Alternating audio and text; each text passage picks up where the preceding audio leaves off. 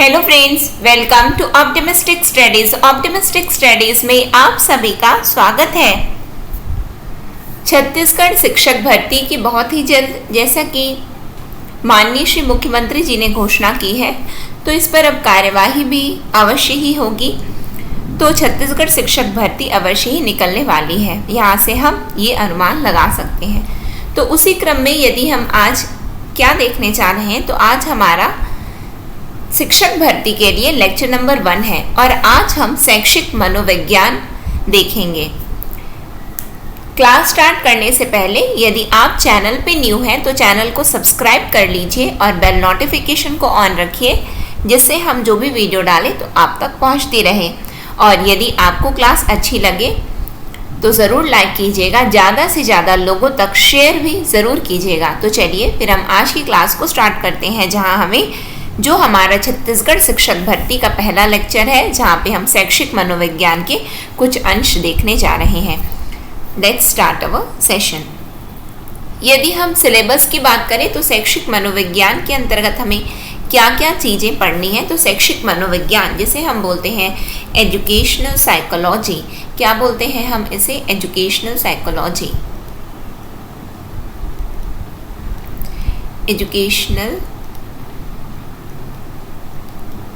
Psychology, इसमें हमें क्या क्या पढ़ना है? तो शिक्षा मनोविज्ञान की अध्ययन विधियां, मानव विकास, शारीरिक विकास, मानसिक विकास, संवेगात्मक विकास, सामाजिक विकास, नैतिक विकास, किशोरावस्था विकास एवं समस्याएं, निर्देशन एवं परामर्श, अधिगम, अधिगम को प्रभावित करने वाले कारक, अधिगम के सिद्धांत, बुद्धि, सृजनात्मकता, विशिष्ट आवश्यकता वाले बच्चे, व्यक्तित्व भिन्नताएं, व्यक्तित्व के सिद्धांत, समायोजन, अभिप्रेरणा, ये हमारा सिलेबस रहा है। और ये जो हम आज की क्लास में एजुकेशनल साइकोलॉजी पढ़ने जा रहे हैं, तो इसके अंतर्गत जैसे कि ये आपका छत्तीसगढ़ शिक्षक भर्ती के लिए भी हेल्प करेगा। साथ में यदि आप टीईटी दे रहे हैं, टीईटी चाहे वो सीटेट की हम बात करें जो कि दिसंबर में होने वाला है, यदि आपने चैनल विजिट किया होगा, आप पहले से यदि चैनल में बने हुए हैं तो आप लोगों को बिल्कुल पता होगा कि सीटेट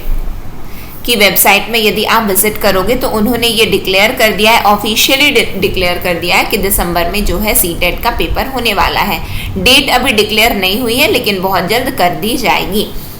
रही बात या फिर आप किसी अन्य राज्य के टीईटी के लिए प्रिपेयर कर रहे हैं, जैसे कि छत्तीसगढ़ टीईटी के लिए प्रिपेयर कर रहे हैं, हालांकि अभी इसका कोई नोटिफिकेशन आया नहीं है, लेकिन यदि फिर भी आप प्रिपेयर कर रहे हैं तो उसमें भी ये आपको हेल्प करेगा, क्योंकि एजुकेशनल साइकोलॉजी एक पार्ट हो जाता है किसके अंतर्गत? तो सीटेट के अंतर्गत। तो चलिए फिर हम आज की क्लास को स्टार्ट करते हैं, जहाँ पे हमें क्या देखना है? तो हमें देखना है शैक्षिक मनोविज्ञान का लेक्चर नंबर 1।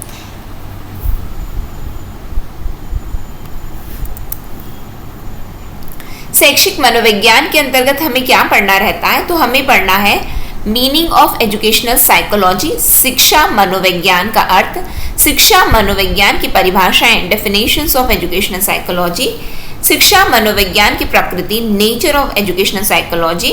शिक्षा मनोविज्ञान एक विज्ञान है, educational psychology is a science. फिर शिक्षा मनोविज्ञान के उद्देश्य या कार्य, इट मीन्स एम्स और function of educational psychology, then सामान्य उद्देश्य, general aims, then specific AIIMS.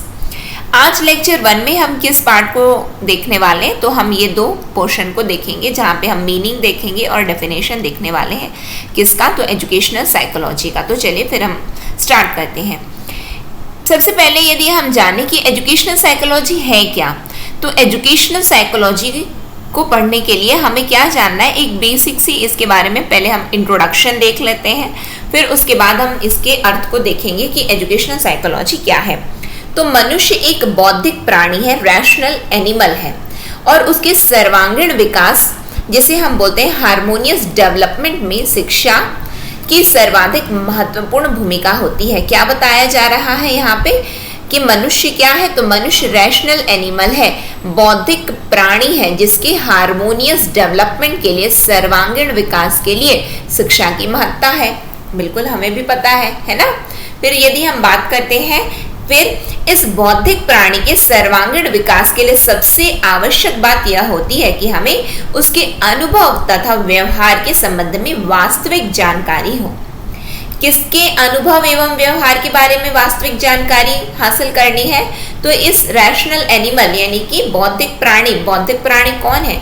हम सभी मनुष्य क्या है? तो बौद्धिक प्राणी है। ईश्वर ने हमें क्या दिया है? ईश्वर ने हमें बुद्धि प्रदान की है, ठीक है, जो कि हमें क्या बनाती है? हमें एक व्यक्तित्व बनाती है, हमें जानवरों से अलग करती है। हमारे पास बुद्धि है, हम सोच सकते हैं, ठीक है। तो उसमें यदि हम बात करें तो उसका प्रयोग करके बौद्धिक प्राणी और उसके सर्वांगीण विकास में किसकी महत्ता होती है? तो शिक्षा की महत्ता होती है ना, यही बताया गया है। और इसमें और क्या आता है? तो किस तरीके से ये मनुष्य यानी कि जो बौद्धिक प्राणी है उसके अनुभव और व्यवहार की वास्तविक जानकारी कैसे हो पाती है? तो बौद्धिक प्राणी के सर्वांगीण विकास के लिए सबसे आवश्यक बात क्या होती है? कि हमें उसके अनुभव और व्यवहार के संबंध में वास्तविक जानकारी हो, ठीक है। फिर इस संदर्भ में मनोविज्ञान अत्यधिक सहायता प्रदान करता है, क्योंकि वह बौद्धिक प्राणी मानव के अनुभव एवं व्यवहार का विज्ञान है। बौद्धिक प्राणी मानव के अनुभव एवं व्यवहार का विज्ञान है। यहाँ से हम थोड़ा इसको समझने की कोशिश करते हैं। ये तो बिल्कुल लिखा है, इसको और भी थोड़ा पढ़ लेते हैं, फिर उसके बाद इसको समझेंगे। शिक्षा के क्षेत्र में मनोविज्ञान से सहायता प्राप्त करने के प्रयास में परिणाम स्वरूप मनोविज्ञान व शिक्षा शास्त्र की एक नवीन शाखा का प्रादुर्भाव हुआ है, जिसका नाम क्या है? तो जिसका नाम शिक्षा मनोविज्ञान है। बिल्कुल ये सब तो लिखा है, लेकिन हम इसमें जनरल अंडरस्टैंडिंग डेवलप करने की कोशिश करते हैं कि आखिर ये बताना क्या चाह रहे हैं हमें। यदि हम एजुकेशनल साइकोलॉजी को समझना चाहें तो एजुकेशनल साइकोलॉजी है क्या? तो एजुकेशनल साइकोलॉजी होता है, यदि हम बात करें तो मनुष्यों के बारे में, है ना, मनुष्यों के शिक्षा के क्षेत्र में मनोविज्ञान से सहायता प्राप्त करना।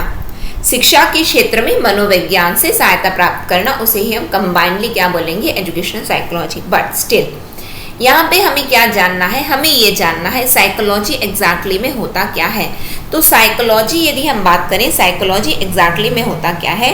तो साइकोलॉजी एक ऐसा वर्ड है जहाँ पे हम लोगों के विचारों के बारे में समझते हैं। साइकोलॉजी से हम क्या समझते हैं? तो साइकोलॉजी बोला जाता है, अंग्रेजी का साइकोलॉजी दो शब्दों से बना हुआ होता है। एक तो साइकी, कौन सा? साइकी जिसका अर्थ होता है आत्मा। क्या अर्थ होता है? आत्मा, ठीक है। और दूसरा क्या है? तो लोगस। ये लोगस क्या होता है? तो लोगस का अर्थ होता है विचार विमर्श। क्या है? विचार विमर्श, ठीक है, विचार विमर्श, ठीक। तो साइकोलॉजी आया कहाँ से? साइकी प्लस लोगस से। लोगस है क्या? तो लोगस का मतलब होता है विचार विमर्श और साइकी का मतलब होता है आत्मा। इसका मतलब कि आत्मा के बारे में विचार विमर्श, आत्मा के बारे में विचार विमर्श, या फिर हम इसे एक शब्द में बोल सकते हैं अध्ययन मनोविज्ञान। अध्ययन मनोविज्ञान, है ना, विचार विमर्श या अध्ययन मनोविज्ञान से मनोविज्ञान इसका अर्थ निकाला जा सकता है। किसका? आत्मा के बारे में विचार विमर्श, यानी कि लोगों के भाव क्या हैं, लोग क्या सोच रहे हैं, उनके अनुभव एवं व्यवहार का पता लगाना ही क्या कहलाता है? मनोविज्ञान। यदि आप किसी मनोवैज्ञानिक के पास जाएंगे तो उस समय यदि आप मनोवैज्ञानिक के सामने बैठे हैं तो वो आपके दिमाग में चल क्या रहा है वो आपको बताएंगे। आपको लगेगा कि अरे इनको कैसे पता चला? ये एक पढ़ाई होती है, ये एक क्या है कि हम लोगों से जुड़ाव कर पाते हैं, यानी कि जुड़ पाते हैं कि अच्छा आप अभी ये सोच रहे हैं, अच्छा आप अभी ये सोच रहे हैं। फिर यदि हम साइकोलॉजी को हम एजुकेशन की फील्ड में, एजुकेशन से यदि हम जोड़ दें तो हम जानेंगे कि शिक्षा के क्षेत्र में मनोविज्ञान से सहायता प्राप्त करने के प्रयास के परिणाम स्वरूप मनोविज्ञान व शिक्षा शास्त्र की एक नवीन शाखा का प्रादुर्भाव हुआ है। शिक्षा के क्षेत्र में मनोविज्ञान, एजुकेशनल साइकोलॉजी का केवल एक मतलब समझो, शिक्षा के क्षेत्र में मनोविज्ञान। शिक्षा के क्षेत्र में मनोविज्ञान तो हम बोलते हैं शैक्षिक मनोविज्ञान, जो कि है क्या? तो ये मनोविज्ञान या फिर हम बोल सकते हैं शिक्षा शास्त्र। शिक्षा शास्त्र क्या होता है? तो पेडागॉगी होता है, ठीक है, पेडागॉगी होता है। मनोविज्ञान क्या होता है? तो मनोविज्ञान होता है साइकोलॉजी। यहाँ पे हम बोल सकते हैं कि पेडागॉगी या फिर साइकोलॉजी का ये क्या है? तो ये एक नवीन शाखा, एक न्यू ब्रांच है। क्या है? एक न्यू ब्रांच है, या फिर हम बोल सकते हैं कि ये इसका ही एक अंग है, एक शाखा है। क्या? तो एजुकेशनल साइकोलॉजी। एजुकेशनल साइकोलॉजी समझ रहे हो आप लोग? यहाँ पे आपको क्या बताने की कोशिश की जा रही है?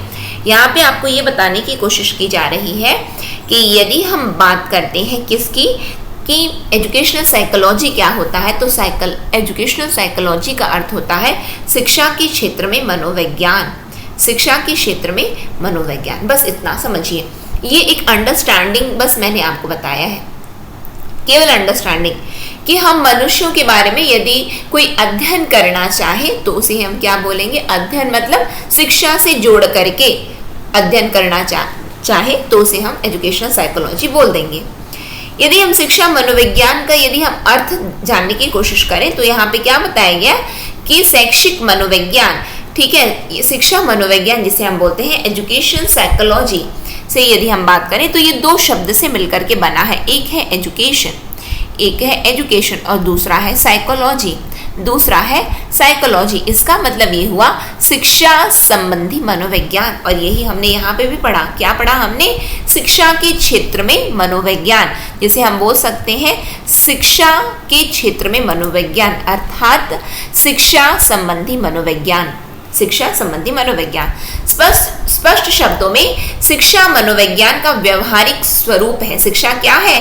तो मनोविज्ञान का व्यवहारिक स्वरूप है और शिक्षा की प्रक्रिया में मानव व्यवहार का अध्ययन करने वाला एक विज्ञान है। शिक्षा की प्रक्रिया में मानव व्यवहार का अध्ययन, इसका अर्थ समझते हैं? इसका अर्थ ये होता है, जैसे कि हम मान करके चलते हैं कि आपका एग्जाम है, ठीक है। अब आपके एग्जाम में बहुत अच्छे से ये जाना जा सकता है कि उस समय की स्थिति क्या चल रही है लोगों के मन में, उस समय में क्या चल रहा है। वही क्या है? शिक्षा की प्रक्रिया में मानव व्यवहार का अध्ययन आप पढ़ रहे हैं, उसके बाद में कोई आपका अध्ययन बिल्कुल कर सकता है। मानव व्यवहार का, आपके अनुभवों का, आपके व्यवहार का जो अध्ययन किया जाएगा उसे ही हम क्या बोलेंगे? तो शिक्षा मनोविज्ञान कहेंगे। शिक्षा मनोविज्ञान। एग्जाम से पहले हर किसी को, यदि हमारी प्रिपरेशन नहीं हुई रहती तो हमें डर लग रहा होता है, तो हर किसी को डर लग रहा होता है, ये कोई नई बात नहीं होती है, हर किसी को लग रहा है। यदि आप यही साइकोलॉजिस्ट के पास जाएंगे, साइकोलॉजिस्ट आपको क्या बोलेगा? आपके बारे में हर चीज बता देगा। आपको लगेगा अरे इसे कैसे पता चला, इनको तो बहुत चीज पता है। बात ये नहीं होती है। ये क्या होता है कि आत्मा के, साइकी प्लस लोगस, आत्मा के विषय में विचार विमर्श करना, यानी कि आप उस समय आपके क्या अनुभव, आपके क्या व्यवहार घटित हो रहे हैं, आप क्या कर रहे हैं उसके बारे में। तो इसको यदि हम एजुकेशन से रिलेट कर देंगे तो ये एजुकेशनल साइकोलॉजी बन जाएगा। समझ में आ रहा है? इस प्रकार स्किनर के शब्दों में हम कह सकते हैं कि शिक्षा मनोविज्ञान अपना अर्थ शिक्षा से जो सामाजिक प्रक्रिया है और मनोविज्ञान जो व्यवहार संबंधी विज्ञान है ग्रहण करता है। यहाँ पे स्किनर क्या बोलना चाह रहे हैं? स्किनर बोलना चाह रहे हैं कि ये जो एजुकेशनल साइकोलॉजी है, शिक्षा मनोविज्ञान अपना अर्थ शिक्षा से लेता है, एजुकेशन से लेता है। एजुकेशन क्या है? एक सामाजिक प्रक्रिया है, यानी कि क्या है ये एक प्रोसेस है। कौन सा? सोशल प्रोसेस है। क्या है? सोशल प्रोसेस है, ठीक है। और क्या है? मनोविज्ञान क्या है? तो मनोविज्ञान जिसे हम साइकोलॉजी बोलते हैं, ठीक है। साइकोलॉजी क्या होता है? तो साइकोलॉजी होता है बिहेवियरल साइंस, ठीक है। बिहेवियरल साइंस जिसे हम क्या बोलते हैं? जिसे हम बोलते हैं व्यवहार संबंधी विज्ञान, ठीक है। और ये क्या है? सामाजिक प्रक्रिया। अब देखो, समझो स्किनर क्या बोलना चाहते कि शैक्षिक मनोविज्ञान है क्या? तो शैक्षिक मनोविज्ञान कुछ नहीं बल्कि एजुकेशन और साइकोलॉजी को जोड़ दो। एजुकेशन और साइकोलॉजी को जोड़ दो, वही हो जाएगा आपका एजुकेशनल साइकोलॉजी। एजुकेशन जिसे हम सामाजिक प्रक्रिया सोशल प्रोसेस बोलते हैं, और साइकोलॉजी जिसे हम व्यवहार संबंधी विज्ञान बोलते हैं, बिहेवियरल साइंस बोलते हैं। बस समझ में आया आप लोगों को? नहीं आया कोई दिक्कत नहीं, हम एक एक चीज समझने की पूरी कोशिश करेंगे। ये यदि ये सेशन में समझ में नहीं आया, हम और भी इसको और इजी बना करके समझने की पूरी कोशिश। ऐसा नहीं आपको बिल्कुल ये नहीं सोचना है कि नहीं हमें तो समझ में नहीं आया, हम समझने की पूरी कोशिश करेंगे, ठीक है।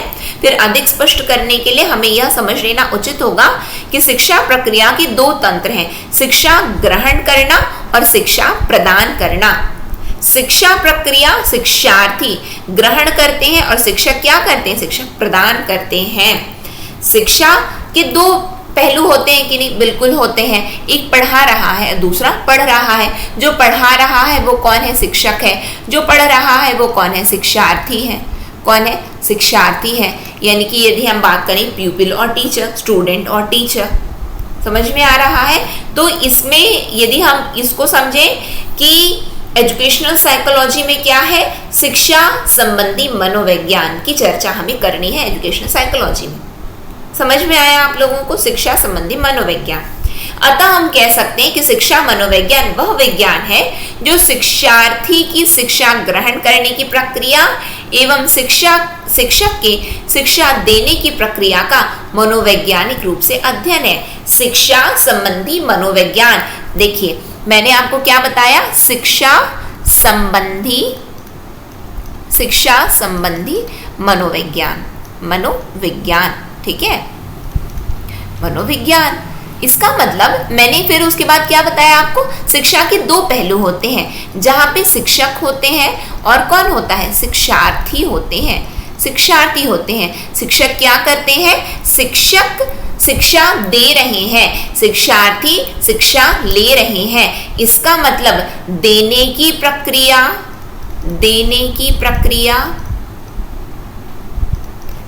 की प्रक्रिया और ग्रहण करने की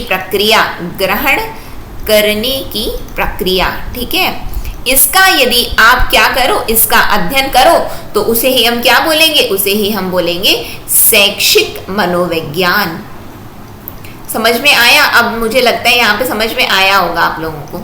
शैक्षिक मनोविज्ञान बोलेंगे कि नहीं? फिर से सुनो, शैक्षिक मनोविज्ञान क्या है? तो शिक्षा संबंधी मनोविज्ञान होता है। इसका मतलब क्या हुआ? शिक्षा के दो पहलू हैं, एक है शिक्षक, दूसरे हैं शिक्षार्थी। शिक्षक शिक्षा प्रदान करते हैं और शिक्षार्थी शिक्षा ग्रहण करते हैं। इसका अर्थ हुआ शिक्षा देने की प्रक्रिया एवं शिक्षा ग्रहण करने की प्रक्रिया के अध्ययन को ही हम शैक्षिक मनोविज्ञान कहते हैं।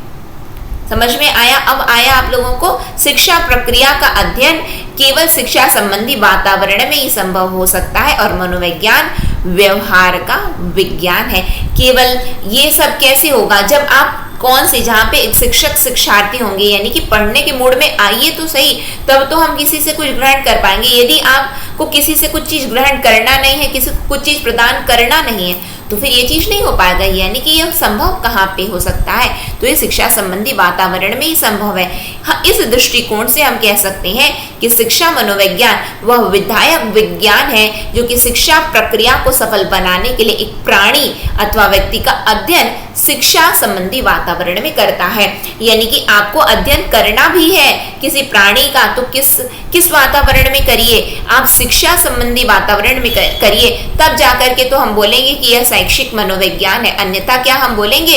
यदि वहां पे शिक्षा ही नहीं है, शिक्षा के दो पहलू ही नहीं है, जहाँ पे शिक्षक जो शिक्षा देने की प्रक्रिया में जहाँ पे जिसका हम अध्ययन कर रहे हैं, शिक्षार्थी जो शिक्षा ग्रहण कर रहा है, यदि यही नहीं है, तो आप बाकी जो चीज भी आपको करना है तो वो अर्थ नहीं निकालेंगे हम। यहाँ पे शिक्षा के वातावरण में, यदि शिक्षा संबंधी वातावरण में यदि हम किसी भी प्रकार का अध्ययन कर रहे हैं, तो उसे ही हम क्या बोलेंगे? और वो अध्ययन कैसा होना चाहिए? मानवों की क्या प्रकृति का अनुभव होना है, प्राणी अथवा व्यक्ति का अध्ययन होना है। तब जाकर के, जैसे कि हम मान करके चलते हैं कि कल एग्जाम है हाँ कल एग्जाम है, नर्वस हो, हाँ नर्वस है, क्या किया जाए? तो ऐसा करो कि जो चीज याद की हो बस उतना ही, बस उसी को कंसोलिडेट करने की कोशिश करो, रिवाइज करने की कोशिश करो, कुछ चीज नया मत पढ़ो। ऐसा बोला जाता है आपसे जब आप पेपर देने जाते हो, बिल्कुल बोला जाता है। मनन कीजिए, चिंतन कीजिए, जितना आपने पढ़ा है, कुछ चीज नया मत उठाइए। ये क्यों बोला जाता है? क्यों बोला जाता है? क्यों?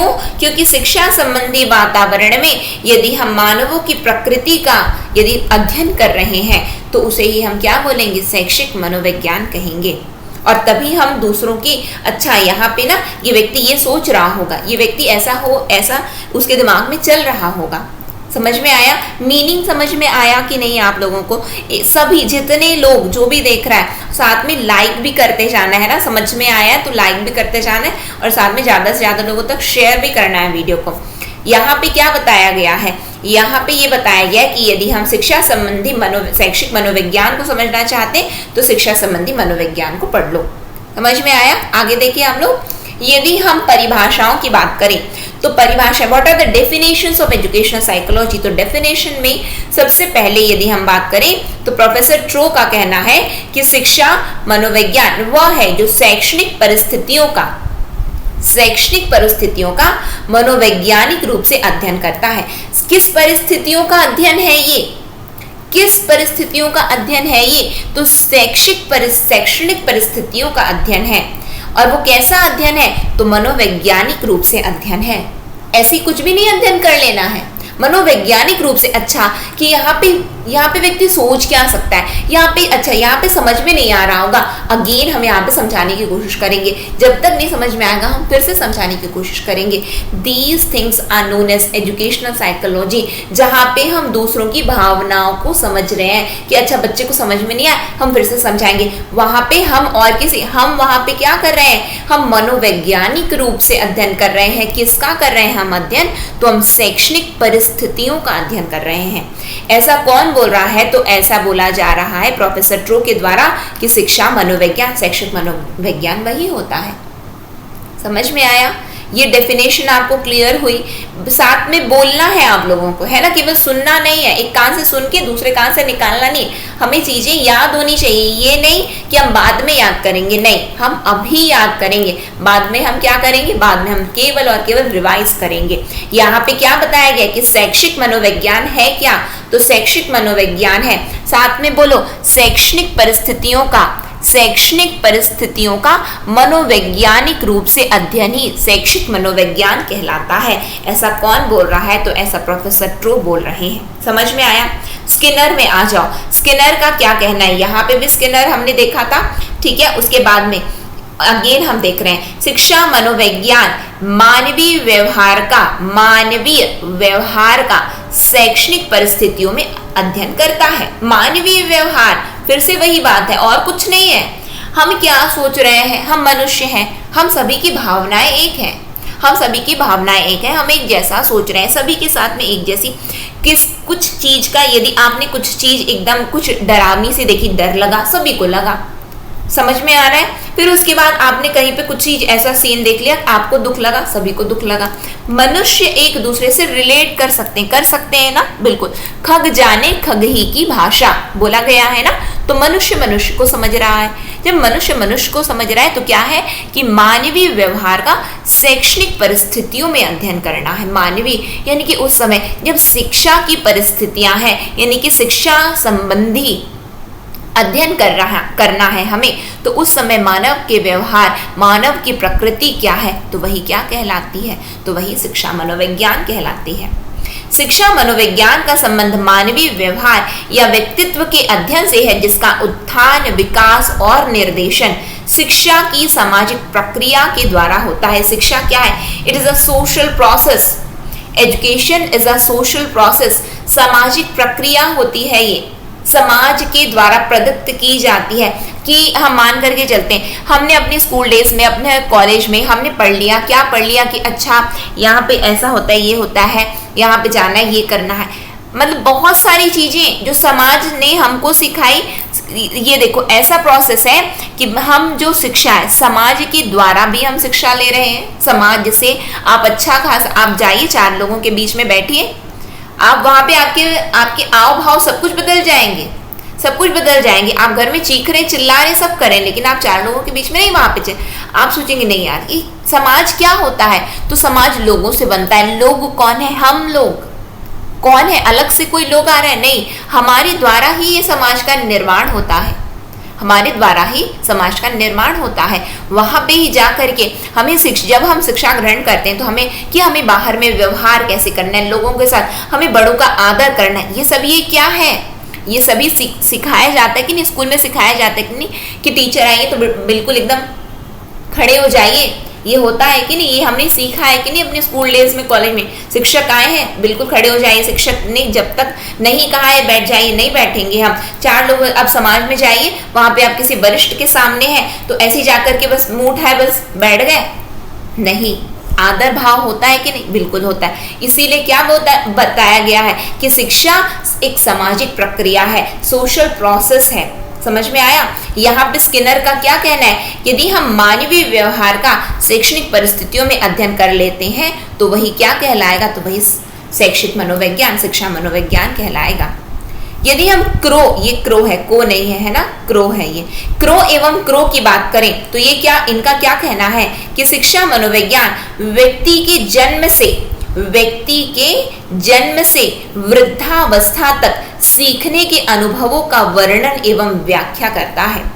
हम जो सीख रहे हैं यानी कि जब से हमने जन्म लिया एवं अपने बुढ़ापे तक, वृद्धावस्था यानी कि हम बोल सकते हैं कि ये मरणासन तक की स्थिति है। पूरे जीवन पर्यंत जो भी हम सीखने के अनुभवों का वर्णन एवं व्याख्या करता है कि हमने क्या सीखा, क्या जाना, हमारे अनुभव क्या है। यदि कोई इसका ही अनुभव कर ले तो उसे हम क्या बोलेंगे? शैक्षिक मनोविज्ञान। हमने क्या सीखा, हमने क्या शिक्षा ग्रहण की।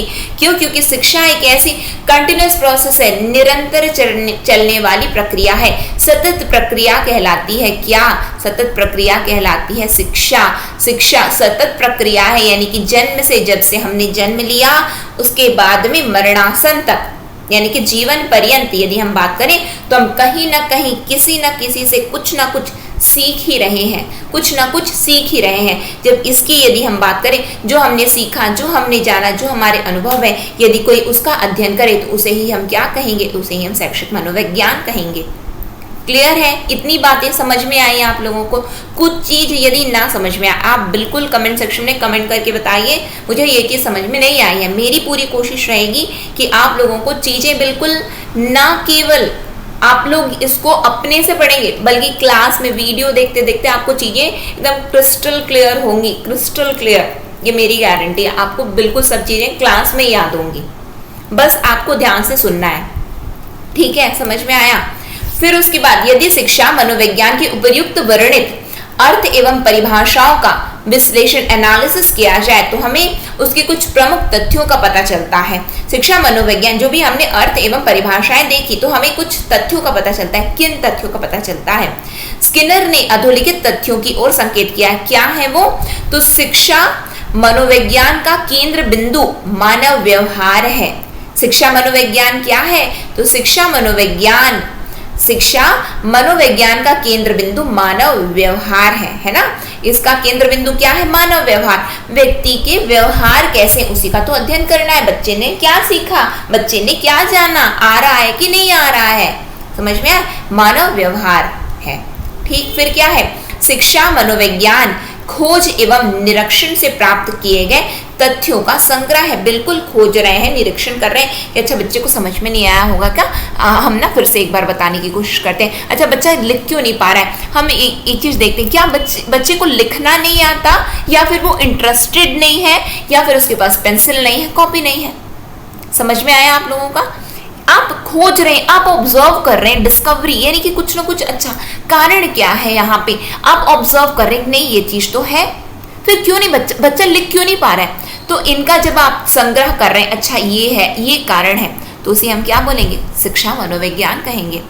शिक्षा मनोविज्ञान में संग्रहित ज्ञान को सिद्धांतों का रूप प्रदान किया जाता है। आपने जाना, आपने खोजा, आपने निरीक्षण किया, उसको आप एक सिद्धांत दे दीजिए, आप उसको प्रिंसिपल्स बना लीजिए।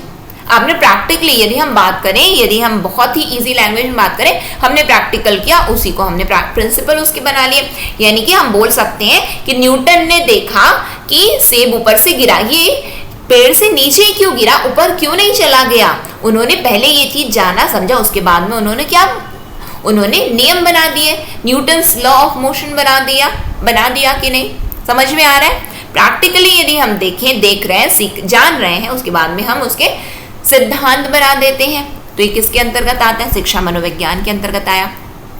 शिक्षा मनोविज्ञान ने शिक्षा की समस्याओं के समाधान हेतु स्वयं की पद्धतियों का प्रतिपादन किया है। शिक्षा मनोविज्ञान ने शिक्षा की समस्याओं के समाधान हेतु अपनी स्वयं की पद्धतियों। अच्छा, बच्चे को समझ में क्यों नहीं आ रहा है, बच्चे को लगता है ना अभी उसके ना बेस क्लियर नहीं, उसके बेसिक्स क्लियर नहीं। अरे नहीं, इसका बेस तो क्लियर है, बेसिक्स तो क्लियर है, फिर क्या चीज दिक्कत आ रही है। लगता है बच्चे को ना जो चीज हम थोड़ा एक्स्ट्रा एडवांस लेवल में पढ़ा रहे हैं ना, बच्चे को समझ में नहीं आ रहा है। नहीं, ये चीज भी तो समझ में आ रही है, फिर दिक्कत क्या हो रही है। लगता है आज थोड़ा ना उसका स्वास्थ्य ठीक नहीं है। आपको समझ में आ रहा है, आपने इतनी सारी अपने से आपने बहुत कुछ निकाल लिया। अच्छा, अब उसके बाद में हम बच्चे में कैसे अब सिखा सकते हैं, हम कैसे उसको पढ़ा सकते हैं, हम कैसे उसको याद करा सकते हैं। आप अपने से पद्धतियां, मेथड्स बना रहे हो कि अच्छा हम ना ऐसा करते हैं कि बच्चे को एक बार विजुअलाइज करवाते हैं कि बच्चा सोच सके कि ऐसा हो रहा है, तब जाकर के अच्छा तितलियां उड़ रही हैं, ये चीज पेड़ों में यानी कि पौधों में बैठी है, वहां से वो रस ले रही, वो अनुभव आप विजुअलाइज करवा रहे हो उसको, समझ में आ रहा है। यानी कि ये क्या करता है कि शिक्षा की समस्याओं के समाधान हेतु स्वयं की पद्धतियों का प्रतिपादन किया है इसने। फिर शिक्षा मनोविज्ञान के सिद्धांत एवं पद्धतियां शैक्षिक सिद्धांतों एवं प्रयोगों, एजुकेशनल प्रिंसिपल एंड एक्सपेरिमेंट्स को आधार प्रदान करते हैं।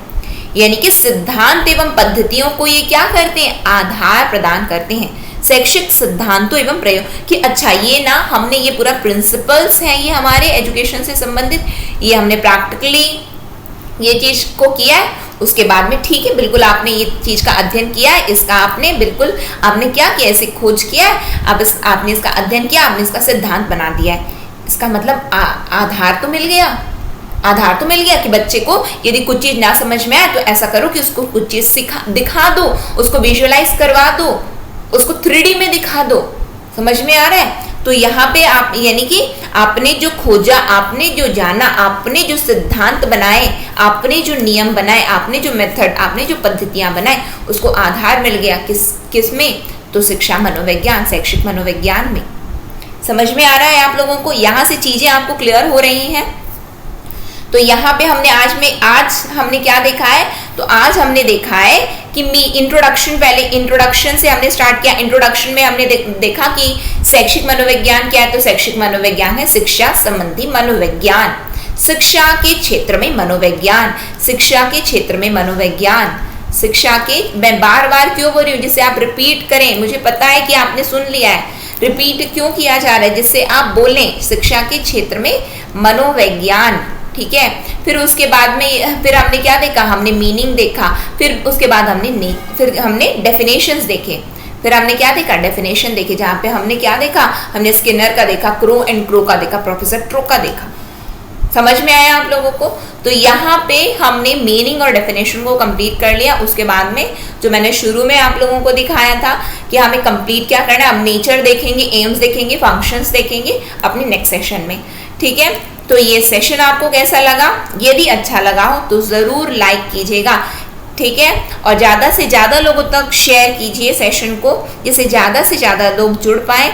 और यदि आपने चैनल को सब्सक्राइब नहीं किया तो प्लीज़ चैनल को भी सब्सक्राइब कर लीजिए और बेल नोटिफिकेशन को ऑन रखिए, जिससे हम जो भी वीडियो डालें तो आप तक पहुंचती रहे। नेक्स्ट सेशन में हम बहुत जल्द मिलेंगे। नेक्स्ट सेशन तक के लिए optimistic learning. Thank you for the session.